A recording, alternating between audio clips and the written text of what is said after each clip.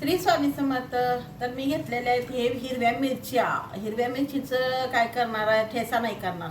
तर मी असं पोटं फाडून घेतलेले आहे. एवढ्या मिरच्या घेतलेल्या आहेत, तोंडी लावायला भाजी करणार आहे मिरचीची. इथं पाणी उकळत आहे. ह्या उकळत्या पाण्यामध्ये तुम्ही घातलात काय कधी मिरची? मी तर घालते. मी कधी दह्यातली करते, कधी गरम पाण्यातली करते. तर या गरम पाण्यामध्ये घातल्यावर आहे की नाही, ह्याचा जो तिखटपणा आहे तो निघून जातो. कारण हिरवी मिरची आहे, ते तिखटवाली हिरवी मिरची आहे, त्यामुळं मी ह्याला पाण्यात घातलेली आहे. आणि दह्याची करायची म्हटलं तर दही नाही आहे घरात, त्यामुळं म्हटलं चला आता पाण्याची करून घेऊया. तोंडी लावायला तर पाहिजेच आहे. तर मी मिरची छान शिजली गेलेली आहे, काढून घेते. तर मिरची काढून घेतलेली आहे आणि आता चला ह्याला फोडणी देऊया, म्हणजे ह्याचा तिखटपणा थोडा गेलेला आहे.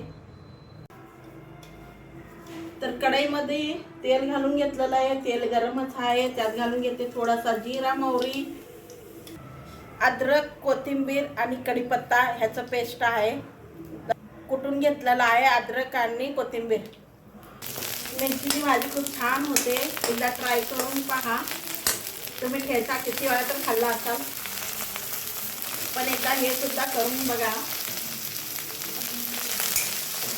खूप छान होते. तर आता यात घालून घेऊया मीठ. चवीनुसार मीठ. थोडंसं हलकंसं फ्राय करूया. हळद, थोडीशी हळद घालून घेतलेलं आहे. धनिया पावडर, थोडंसं लाल तिखट. आणि आता घालून घेऊया शेंगाचा कुट्टा. शेंगाचा कुट्टा तुमच्या आवडीनुसार कम जादा करू शकता. घालू वाटलं घाला, नाही घातलं तरी बी चालेल, पण मी घालते कारण जरा तिखट आहे मिरची. 2-4 चमचा घालून घेतलेली आहे. अर्धी पाऊण वाटी म्हटलं तरी चालेल. थोडंसं पाणी घालून घेते अजून.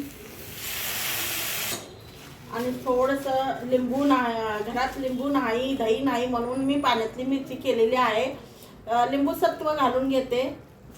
सायट्रिक ॲसिड म्हणतो कोण, लिंबूचं फूल म्हणतं कोण, लिंबू साखर म्हणतं. तर थोडी घालून घेतलेली आहे आंबटपणासाठी. तर आपली मिरचीची भाजी म्हणता, या मिरची फ्राय म्हणतात, तर आपली तयार आहे. तर काढून घेऊया. गॅस बंद करून घेते. तर बघू शकता किती छान झालेली आहे. आणि ह्या मिरची सोबत आता ज्याला भाजी खाऊ वाटत नाही त्यांनी हे आरामात 3 चपात्या तर कंपल्सरी खातील. इतकी चांगली भाजी झालेली आहे मिरचीची. तुम्ही लोणचं विसरून जाल, इतकी छान भाजी झालेली आहे ही. है की नाही मग? कमाल धमाल. तर चला एक नवीन रेसिपी सोबत भेटूया. आता चला तर बाय.